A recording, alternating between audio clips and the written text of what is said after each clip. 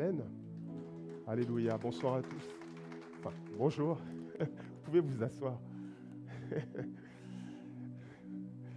Désolé, j'ai eu une très très longue nuit, alors je suis décalé. J'ai l'impression que je suis encore devant mes feuilles, devant mon ordinateur, alors que le matin est levé. Alléluia. Gloire au Seigneur. Ce matin, nous avons un long programme. Amen.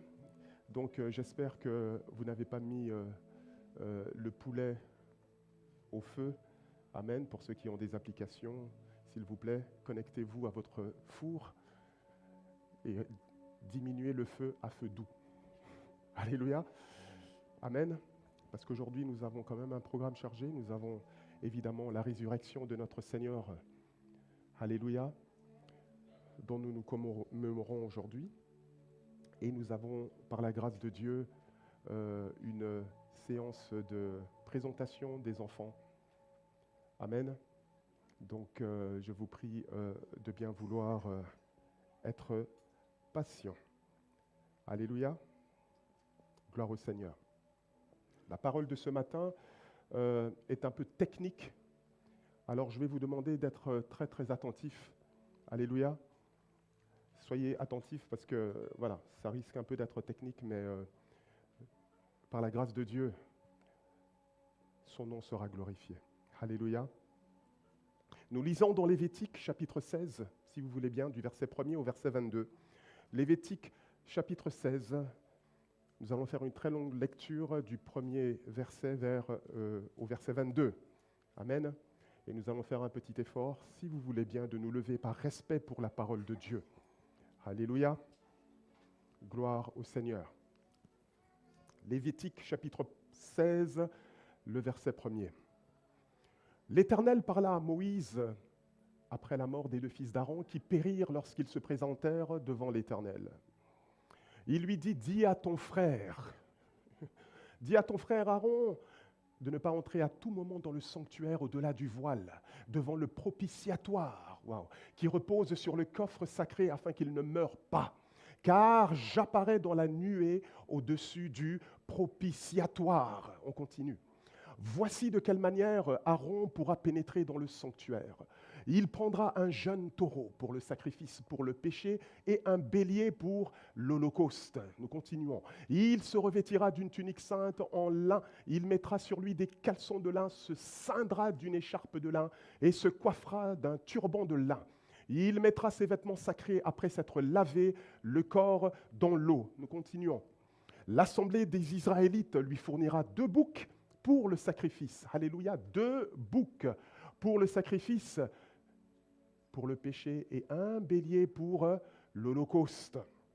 Aaron offrira pour lui-même le taureau du sacrifice pour le péché, et il fera l'expiation pour lui et pour sa famille. Nous continuons. Puis il prendra les 2 boucs et les placera devant l'Éternel à l'entrée de la tente de la rencontre.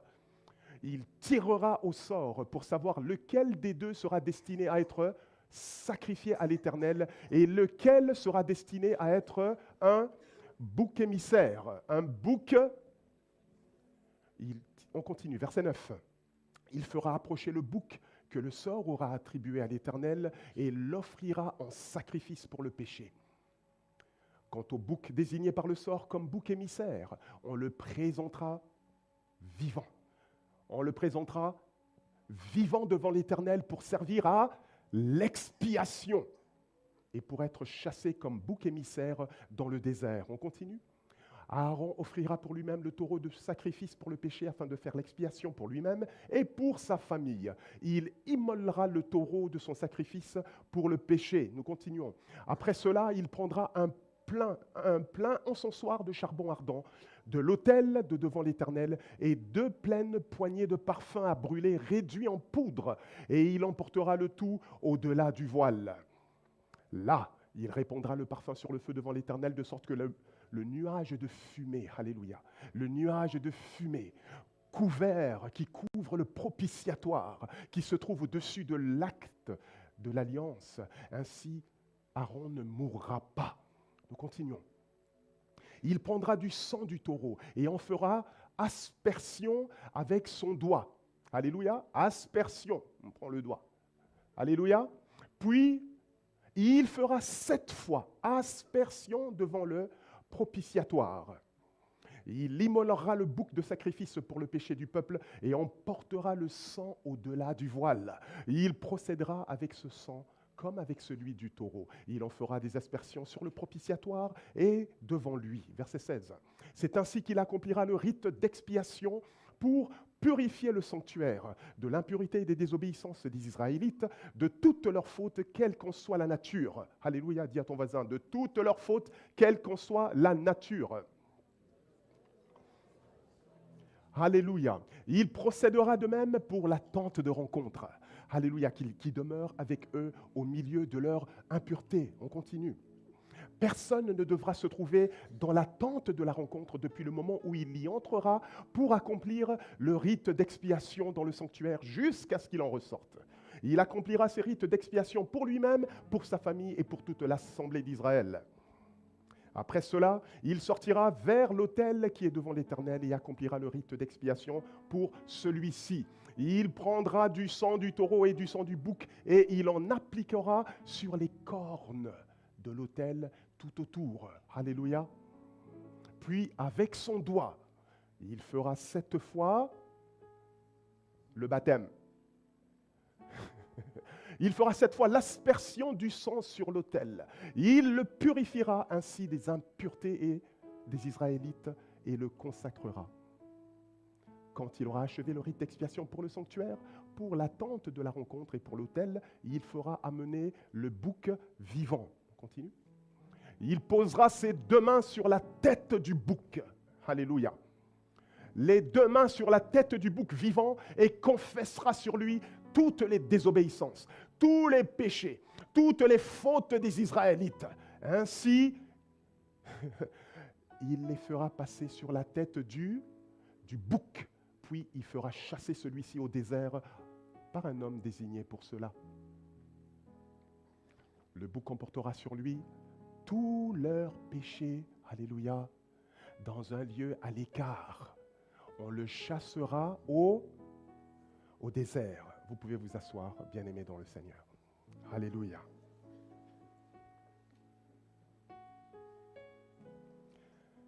Bien-aimés, il existe dans les Écritures des passages qui ne sont non seulement des passages historiques, des récits historiques ou des prescriptions rituelles, comme nous venons de le voir, mais de véritables fenêtres ouvertes sur le cœur même de Dieu. Alléluia. Le chapitre 16, tel que nous venons de le lire, en fait partie. Ce texte qui peut sembler à première lecture un peu complexe, n'est-ce pas? Ancien, voire très très très lointain, contient en réalité une révélation d'une profondeur exceptionnelle sur le salut. Alléluia. Sur la justice divine et sur l'œuvre parfaite de Jésus-Christ à la croix. Alléluia. Nous allons aujourd'hui nous arrêter sur un moment unique dans la vie d'Israël. Yom Kippour. Alléluia. Yom Kippour, le jour des expiations. Alléluia. C'était le seul jour de l'année où le souverain sacrificateur était autorisé à entrer dans le lieu très saint, là où se manifestait la présence de Dieu. Alléluia, au-dessus du propitiatoire. Ce jour-là, quelque chose de crucial, bien-aimé, se produisait. Les péchés du peuple étaient traités. Alléluia. La question du péché était traitée. Mais ce qui était fascinant, voyez-vous, c'est que Dieu n'a pas choisi un seul geste, mais 2 actions distinctes qui étaient représentées par 2 boucs. Alléluia. Est-ce que je parle à quelqu'un ce matin? On suit toujours? 2 boucs. Et ces 2 boucs ne sont pas juste un détail qui n'a pas d'importance, voyez-vous, et qu'il faille passer outre. Alléluia. Ces 2 boucs, bien-aimés, sont une prophétie vivante. Ils annoncent quelque chose de crucial. Alléluia. Ces 2 boucs, bien-aimés, sont en fait une image imparfaite, certes, mais puissante, de ce que Jésus allait accomplir parfaitement à la croix. Alléluia. Amen. Aujourd'hui, nous allons voir ensemble, si vous le voulez bien, premièrement, le problème fondamental qui concerne toute l'humanité, le péché et la séparation de Dieu. Amen. Deuxièmement, nous allons voir le modèle divin, choisi par Dieu pour répondre à ce problème. Amen, mon petit. Alléluia. Et ce modèle divin qui a été choisi pour répondre à ce problème, c'est les deux boucs. Les deux boucs. Et enfin, troisièmement, nous verrons ce que cela change concrètement pour nous. Qu'est-ce que cela change concrètement pour toi, bien-aimé, dans ta vie de tous les jours? Alléluia. Le problème, le péché devant un Dieu saint. Alléluia. Mais avant de parler de solution, n'est-ce pas? Il y a un problème qui dit problème, dit solution. Avant de parler de solution, bien-aimé, il faut comprendre le problème. C'est quoi le problème, alléluia, qui nous intéresse ici? Le péché, bien-aimé, de manière plus globale, n'est pas simplement une faiblesse humaine, ni une erreur morale que ces mêmes hommes, bien-aimés, peuvent commettre. Comprenez? Le péché, voyez-vous, est une offense contre un Dieu saint. Alléluia. Vous devez comprendre qu'il ne s'agit pas seulement de ce que l'homme fait. Le péché ne concerne pas seulement de ce que toi et moi nous pouvons faire, qui constitue l'offense envers Dieu.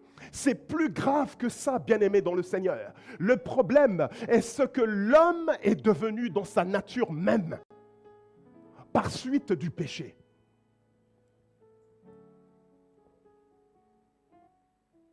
Il ne s'agit pas simplement, bien-aimé, d'une transgression que l'homme a fait par rapport à une loi ou des lois qui étaient établies par des autorités. Voyez-vous, il s'agit, bien-aimé, d'une altération, d'une modification profonde de l'image de Dieu en l'homme par suite du péché qui est le problème. Alléluia. Amen. Voyez-vous, Dieu a créé l'homme à son image, selon sa ressemblance, n'est-ce pas? Alléluia. Genèse chapitre 1er, le verset 26 à 27 nous dit ceci. Puis Dieu dit, faisons les hommes. Alléluia, version Bible du Sommeur. Puis Dieu dit, faisons les hommes de sorte qu'ils soient notre image, qu'ils nous ressemblent, qu'ils dominent sur les poissons de la mer, sur les oiseaux du ciel, sur les bestiaux, sur toute la terre et sur tous les reptiles et les insectes. Alléluia. Verset 27, on continue. Dieu créa les hommes de sorte. Alléluia. Oui, il les créa de sorte qu'ils soient l'image de Dieu. Il les créa hommes et femmes. Lorsque nous parlons d'homme, ici, retenez ceci. Il s'agit de l'homme et de la femme. Amen.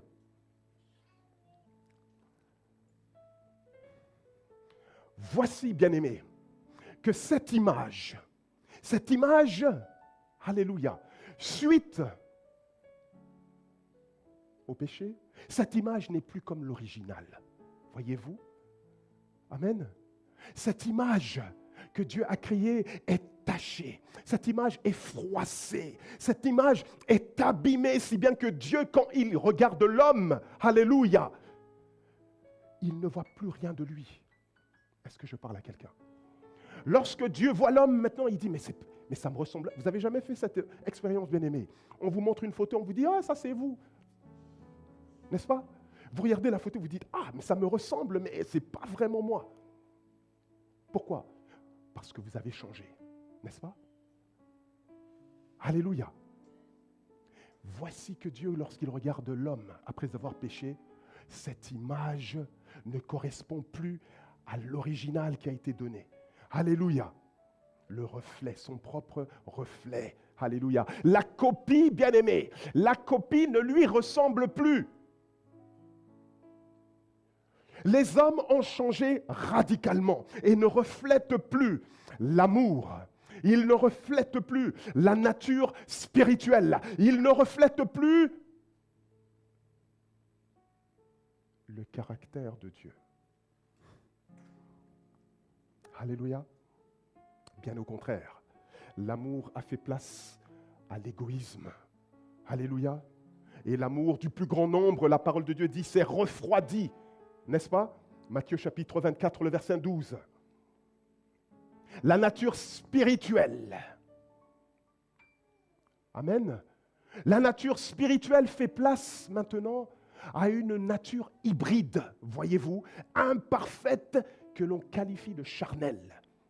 La nature charnelle, c'est là maintenant que ça apparaît cette affaire. Et enfin, bien-aimés dans le Seigneur, enfin, alléluia, à la place du caractère de Dieu, voyez-vous, le caractère de Dieu, n'est-ce pas? L'amour, la joie, alléluia, la paix.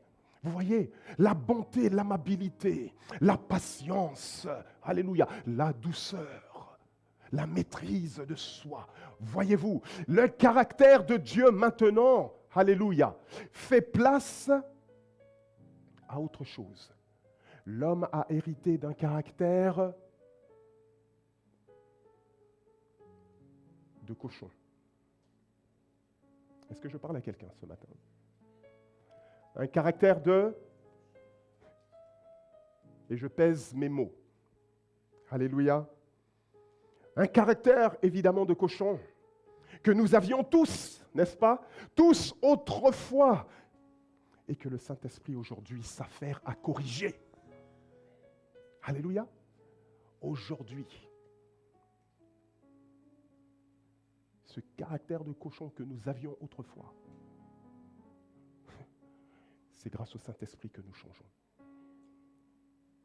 Il veut nous recadrer par rapport au caractère originel que nous avions eu dans le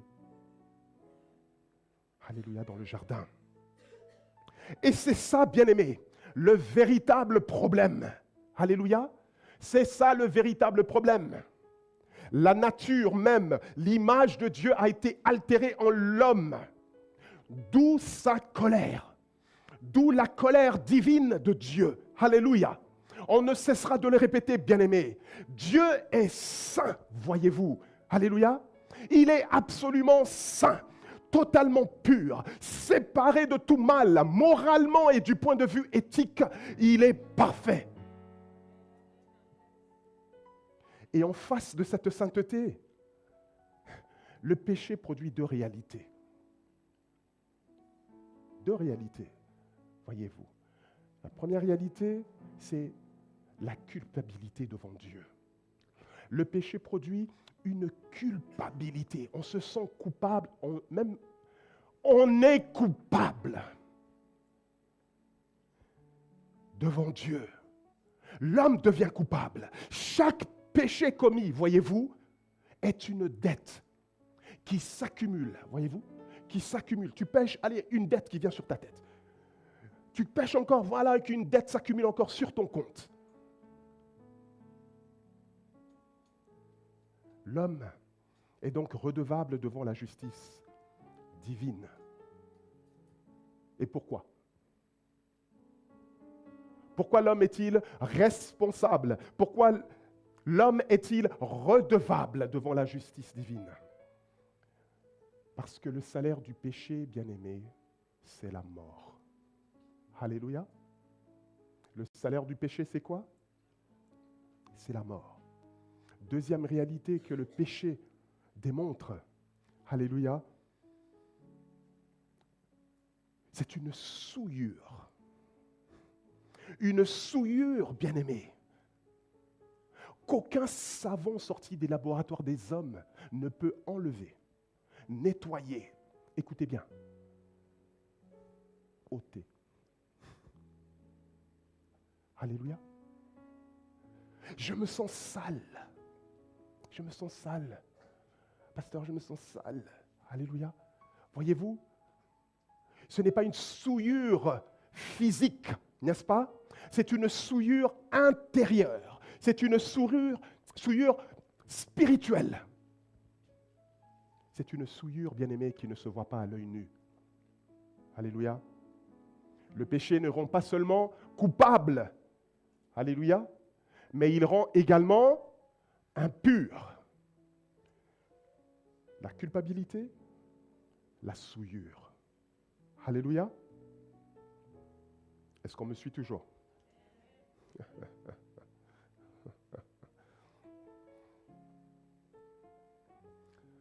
C'est pourquoi, bien-aimé, le problème du péché est double. Premièrement, il provoque la colère de Dieu sur le rat. Et deuxièmement, il produit une séparation réelle entre Dieu et l'homme, parce que Dieu est un Dieu saint. Deux problématiques. Et c'est exactement, bien-aimé, pour cela que Dieu institue Yom Kippour. Alléluia. Amen. Certains sont en train de se dire, ah, le pasteur nous gave encore avec ces histoires d'Israël. Hein? Depuis qu'il est allé là-bas, qu'il a mis les pieds sur la terre sainte, il n'arrête pas de parler de ça. Bien-aimés dans le Seigneur, laissez-moi vous dire ceci. Le problème n'est pas d'être pro-Israël ou pas. Alléluia. Le problème est de comprendre ce que Dieu a fait avec Israël dans l'ancienne alliance. Alléluia. Ce que Dieu a fait dans l'ancienne alliance n'était que l'ombre des choses à venir. Alléluia. Et si on comprend toutes ces fêtes, vous voyez, ces fêtes juives, comme on dit, et leur symbolique, on comprend le plan de Dieu pour remettre l'homme à son état initial, d'avant la chute. Je vous avais dit que ça allait être un petit peu technique, mais on y arrive tout doucement, vous allez comprendre. Alléluia. C'est la raison pour laquelle comprendre pourquoi Dieu a institué Yom Kippour nous permet de réaliser que Dieu veut restaurer la relation que l'homme avait avec lui avant la grande désobéissance. Alléluia. Voyons maintenant plus en détail ce fameux modèle divin mis en place pour régler ce problème du péché et qui se pratiquait donc le jour de Yom Kippour. Les deux boucs. Amen. Les deux boucs. Dans Lévitique, chapitre 16, que nous venons de lire, Dieu ordonne de prendre deux boucs. Et ces deux boucs vont révéler deux dimensions essentielles du salut. Nous avons d'un côté le bouc pour l'Éternel, n'est-ce pas? Le bouc pour l'Éternel, qui constitue la propitiation. On va y arriver. Le premier bouc est tiré au sort, nous l'avons vu par l'Éternel, n'est-ce pas? Pour l'Éternel. Et c'est ce bouc-là qui est réservé au sacrifice. Il doit être tué. Le sang doit couler, il doit être immolé, ça veut dire barbecue, il va cramer. Alléluia. Son sang est ensuite récolté, alléluia, et porté dans le lieu très saint. Waouh! Vous voyez? Aaron récolte le sang et il le prend et il l'emmène où?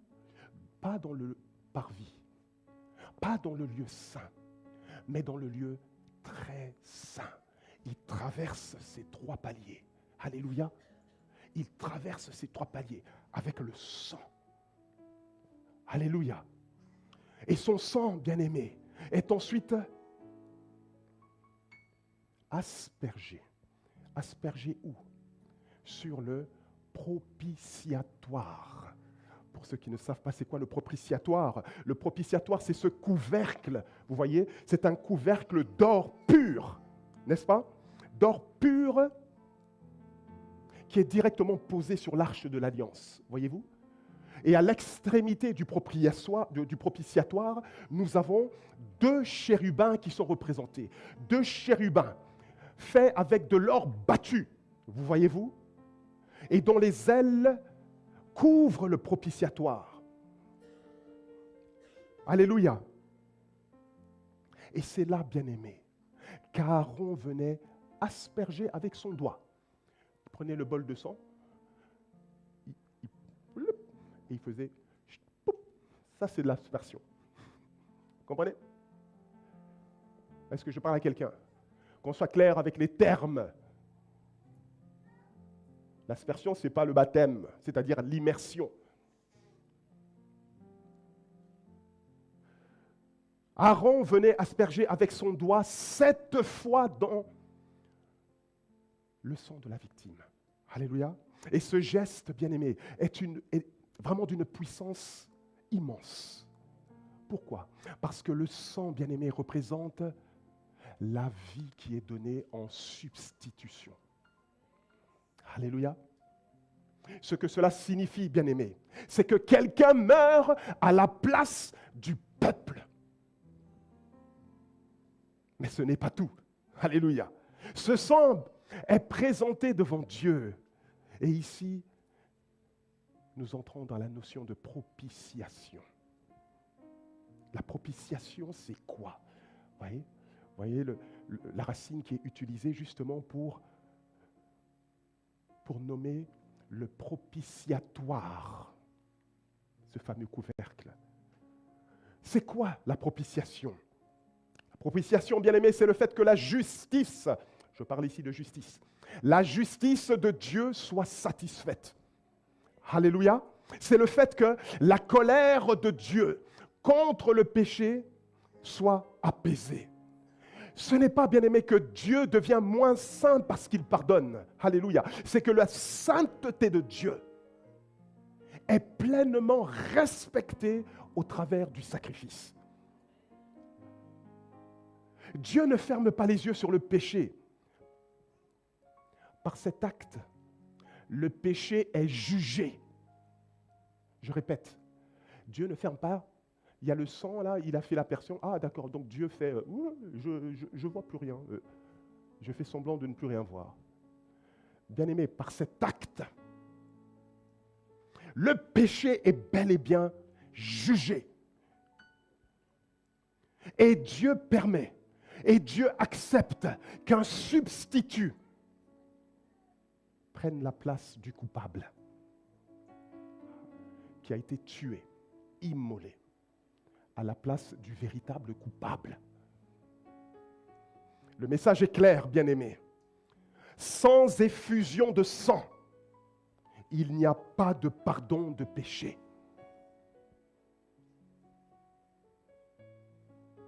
Je répète, sans effusion de sang, sans que le sang coule. No forgiveness of sin. Pas de pardon du péché. Ainsi, le bouc qu'on vient de tuer, le bouc qu'on vient d'immoler représente le prix du péché. Le prix du péché, c'est-à-dire la mort. Est-ce que je parle à quelqu'un ce matin? Le prix du péché, c'est la mort. De l'autre côté, nous avons un deuxième bouc, n'est-ce pas?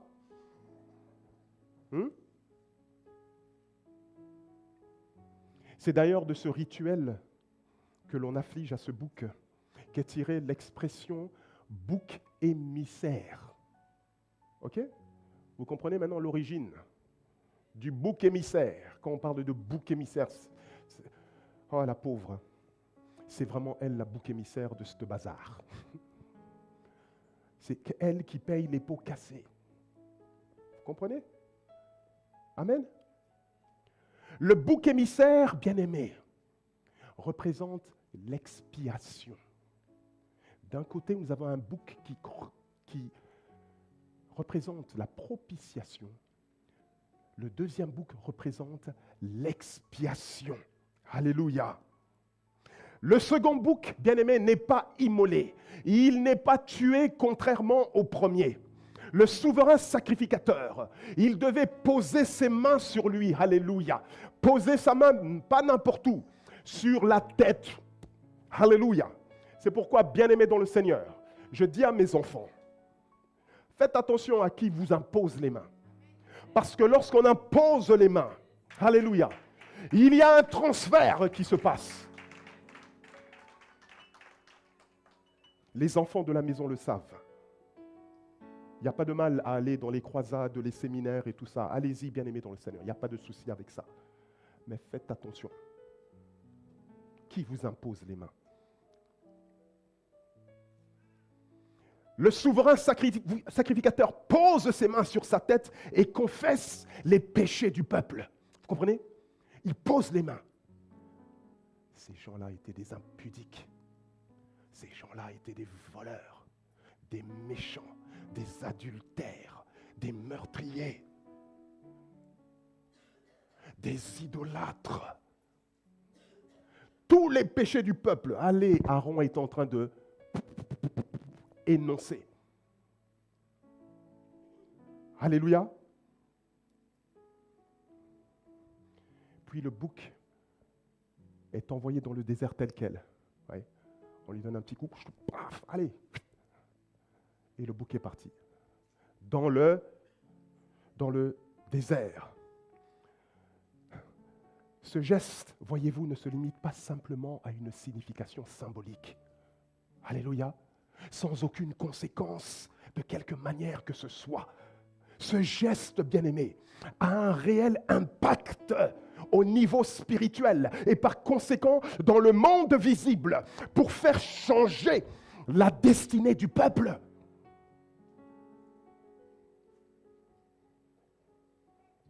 Les péchés sont transférés du peuple vers le bouc. Alléluia. Et qu'est-ce que le bouc y fait après? Il emporte tous ses péchés au loin. Alléluia. Il emporte tous ses péchés dans le désert, dans les lieux arides. Amen. L'expiation, c'est quoi, bien-aimé? L'expiation, c'est le fait que le péché soit enlevé. L'expiation, c'est le fait que le péché soit porté, éloigné, alléluia, supprimé. Le péché est emporté loin du peuple et il disparaît de l'équation.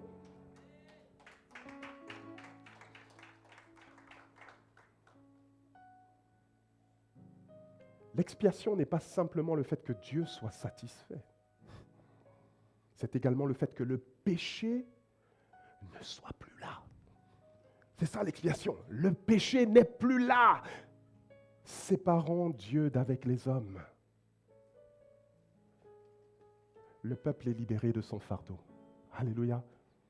Nous avons chanté tout à l'heure libre, n'est-ce pas? Libre. Je suis libre. Oui, tu l'es.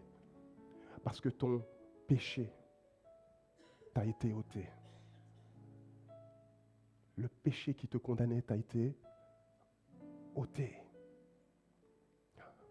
Bien-aimé, à ce stade-ci, il faut comprendre une chose fondamentale.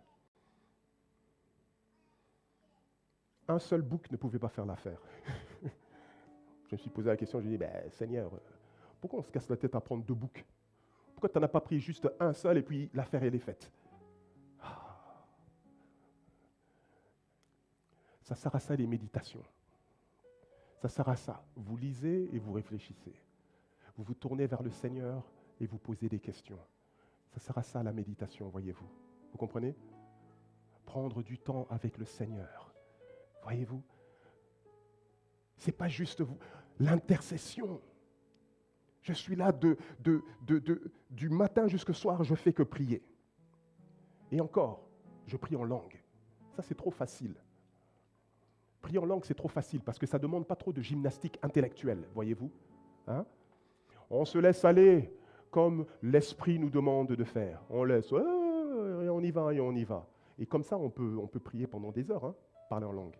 Ce n'est pas un problème. Hein. Mais maintenant, formulez avec votre intelligence. Formulez des requêtes. Ça, c'est une autre paire de manches. Au bout de 5 minutes, vous ne savez plus quoi dire. Est-ce que je mens? Est-ce que je mens?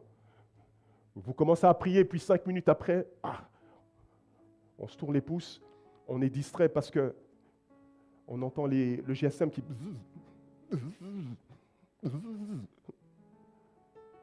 Hein?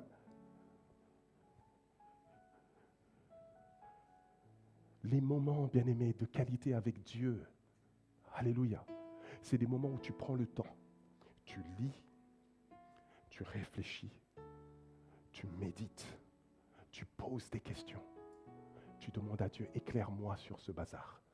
Et vous allez voir, bien-aimés dans le Seigneur, le temps que vous allez passer. Que ceux qui ont des oreilles pour entendre, entendent. Un seul bouc ne pouvait pas à la fois mourir pour payer le prix et emporter les péchés tout en étant vivant au loin. Allô? C'était ça le problème, c'était ça le dilemme. Amen. Et ça, bien aimé, c'est une limitation pédagogique du symbole. Dieu voulait nous montrer un symbole, mais malheureusement, ce symbole est limité. Alléluia. Dieu enseigne en image ici. La mort, c'est-à-dire la justice de Dieu qui est satisfaite, car le salaire du péché, c'est la mort. Alléluia. Un bouc était nécessaire pour la propitiation. Alléluia. Vous voyez cette image.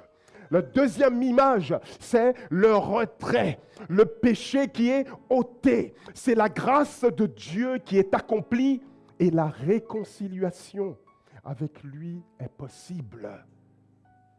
Un autre bouc, donc, est nécessaire pour l'expiation, pour qu'on puisse voir l'image. Alléluia. Et les deux actions sont théologiquement distinctes, voyez-vous, et par conséquent doivent être séparées pour garder ce visuel.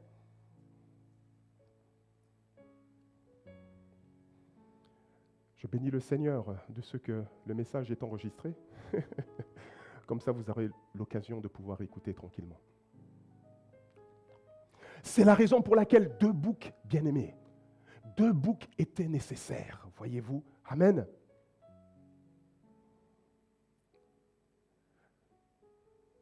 Mais là où deux boucs étaient nécessaires pour accomplir la justice de Dieu et la réconciliation, Jésus l'a accompli parfaitement tout seul. Alléluia. Il a accompli cela tout seul. Amen. L'accomplissement parfait en Jésus-Christ. C'est-à-dire que Jésus est notre propitiation. Le premier bouc qui doit être immolé. Alléluia. Amen. À la croix, bien-aimé dans le Seigneur, Jésus ne meurt pas simplement comme un martyr, comprenez-vous. Il meurt comme un substitut. Il meurt et porte la condamnation. Il subit le jugement.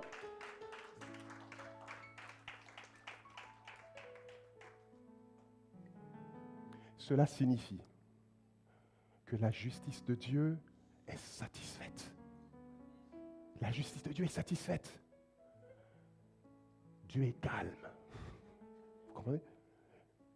Sa colère est apaisée. Il est calme. La justice de Dieu est satisfaite. La sainteté de Dieu est respectée. La colère de Dieu est apaisée. Alléluia. Dieu n'a pas compromis sa justice. Il l'a accomplie en Christ. Alléluia. La propitiation. Jésus est également notre expiation. Alléluia. Notre expiation. Il ne fait que satisfaire Dieu. Vous voyez? C'est là qu'il joue le rôle du bouc émissaire. Alléluia. Il porte nos péchés. Il les prend sur lui. Voyez-vous? Le transfert. Il le prend sur lui. Il les enlève, il les emporte comme le bouc émissaire. Mais cette fois-ci de manière parfaite. Alléluia. Cette fois-ci de manière parfaite. Nos péchés ne sont pas simplement emmenés dans le désert, comme le premier bouc émissaire, au loin, pour un temps, n'est-ce pas? Parce que l'année d'après, il fallait encore revenir avec un bouc émissaire. Nos péchés, bien-aimés, sont ôtés. Ton péché est éloigné. Ton péché ne t'est plus imputé. À la croix, bien-aimé dans le Seigneur, deux actions sont accomplies parfaitement. Propitiation et expiation.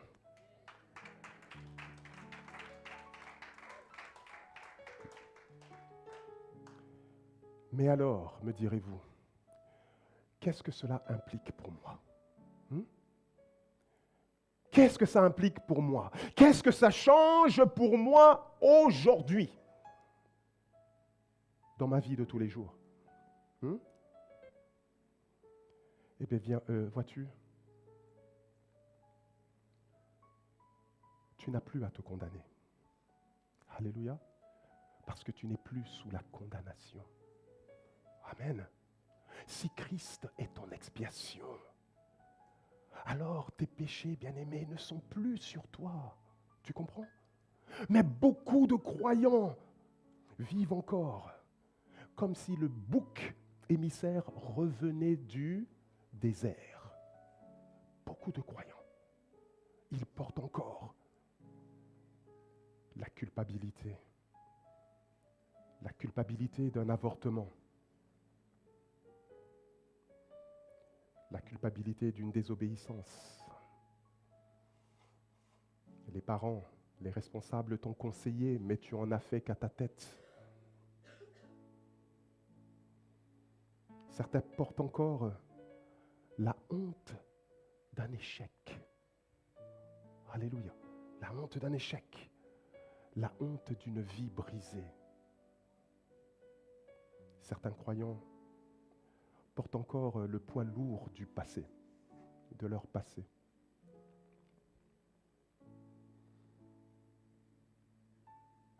Mais Dieu dit, mon ami, c'est parti. Alléluia. Mais Dieu te dit, c'est parti tous ces bazars-là.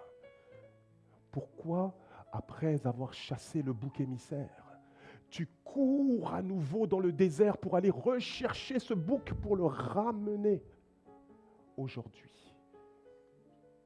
La culpabilité. Alléluia. Tu n'es plus sous la condamnation. Est-ce que je parle à quelqu'un ce matin?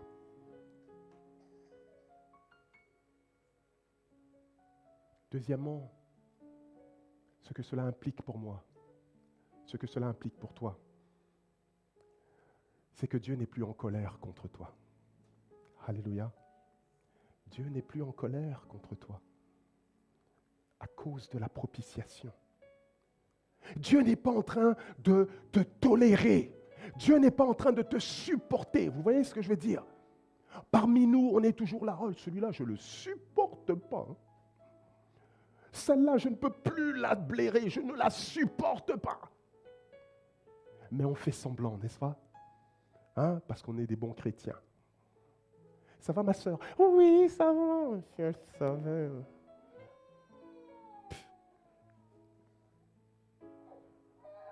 Ça va, mon frère? Oui, ça va très bien, ça va.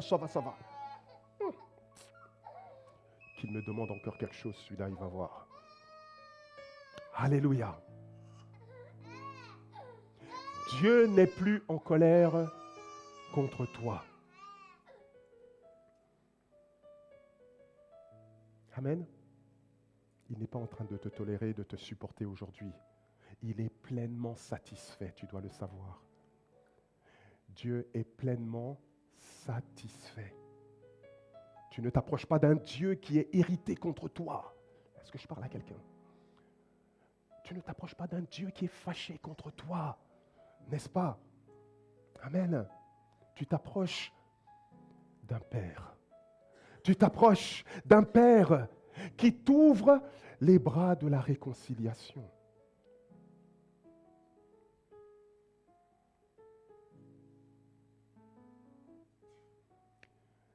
Qu'est-ce que cela implique pour moi encore aujourd'hui? Nous devons arrêter de revenir en arrière. Alléluia. Arrêtons de revenir en arrière. Combien de croyants, bien-aimés dans le Seigneur, confessent leurs péchés. Ils confessent leurs péchés.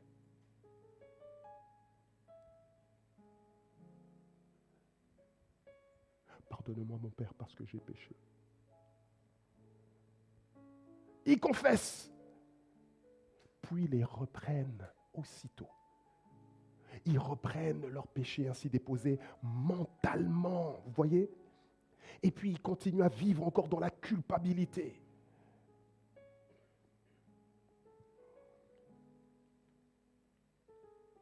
Oui, bien-aimé, c'est comme retourner dans le désert pour aller rechercher ce bouc émissaire qui est parti avec tes fautes.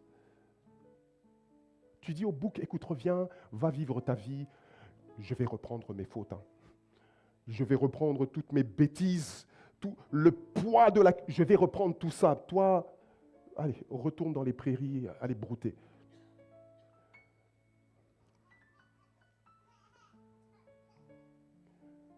Quatrièmement, ce que cela change pour toi aujourd'hui, c'est une vie de reconnaissance. Une vie de reconnaissance. Enfin, quand on comprend cela, bien-aimé, on ne peut plus vivre dans l'indifférence. On vit dans l'adoration. On vit dans la gratitude. On est reconnaissant.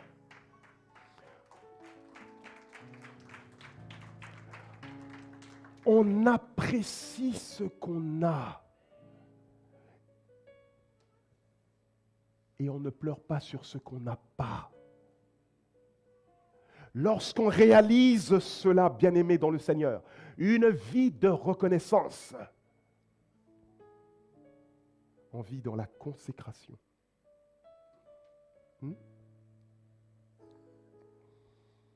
Aujourd'hui, il y a peut-être parmi nous des personnes qui vivent encore sous le poids du péché, n'est-ce pas? De la culpabilité. Aujourd'hui, il y a encore parmi nous certainement des croyants qui savent que Dieu pardonne, oui, mais qui ne se sentent pas pardonnés.